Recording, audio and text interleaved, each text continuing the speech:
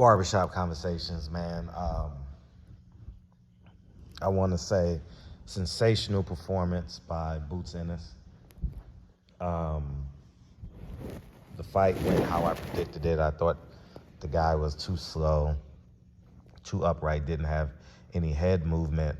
And I say this respectfully. I just thought he was a younger Adrian Granados, based off of it. And I only seen him fight one time, and that was against Speedy Ellis. I thought Speedy Ellis got tired, and ultimately that's what caused him to fight. But you guys can correct me if I'm wrong. He's just a really, really tough C-level opponent, and durable because he's young, and he's at the beginning of his losing stage. Definitely not taking anything away. Boots Ennis is Boots Ennis. But we need to see him move up in competition, man. It's time, man. He done fought the same opponent all entire COVID to now. There's really no difference between this kid and Sergio Lipinets, as it pertains to level of opponent, whether he gets him out in the first round or the 10th round. Hopefully Showtime can put up the money for the winner or loser if Keith Thurman is fighting Ugas. I don't know if they're fighting. I kind of been in on basketball, so my boxing conversations are literally dwindling by the day. And period conversations, you know what I mean? I talk more about Wemby than anything, you know what I mean?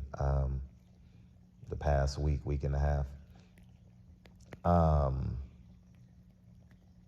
So yeah, that's where we're at, and hopefully Showtime puts the money up, and that's the biggest dilemma, It looked like it was a beautiful crowd there today. It was a raucous crowd, loud crowd, very respectful crowd, you know what I mean?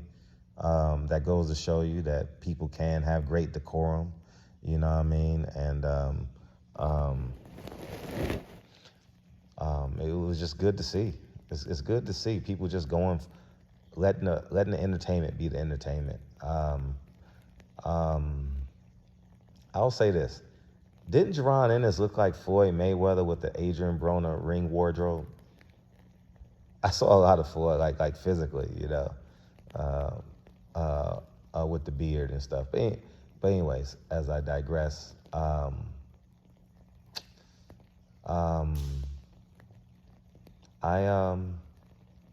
I'm still not completely sold on Jaron Ennis. I was excited for him coming up, but will this level of competition slow him down? He done fought the same guy for 3 years, different last name, same level of opponent.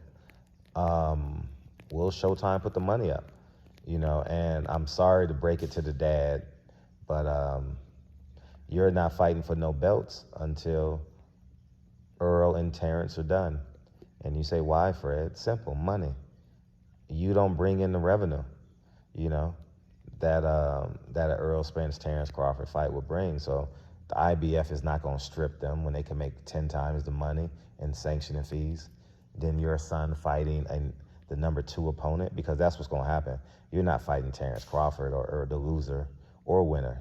That Earl is leaving after the rematch. He's going off to Canelo pastures, and I don't know what the future holds for Terrence Crawford. So we'll have to see what happens. But next year, this time, you should be fighting for a belt, because 4 belts will be vacant. And it looks like Showtime has put you in position for the IBF belt. So we'll see there. And you came in at 145, so it looks like you got a long career at the welterweight division, which is pretty damn good. And I think that's it, man. So, Dad, just hold on tight. You know what I mean? I know you speaking, but you got to really, really. I think the Ennis is that the right Team Ennis? Let's say I think Team Ennis don't fully grasp the business of boxing, because they've been harping and raving and petitioning and yelling, but they're the POWs of boxing. Nothing is getting in the way of the fight that makes boxing and the men in suits the most money. Jaron Ennis is not wrecking that, man. You know what I mean? And if the fight is great, it's going to be a rematch. If it's a dud, the people ain't going to want to see it. But I think Errol Spence, Terrence Crawford is a can't-miss fight. And Jaron Ennis needs to fight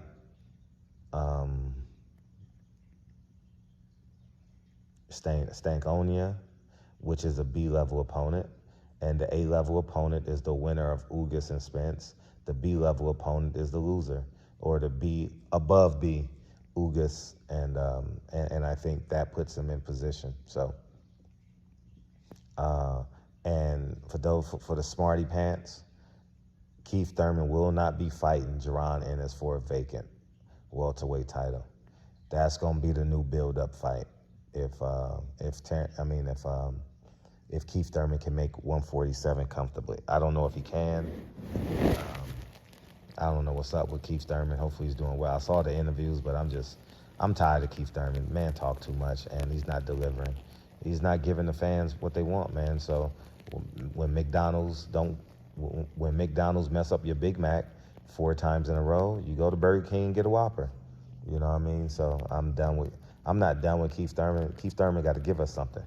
You know, I'm tired of the talking. I'm tired of the complaining.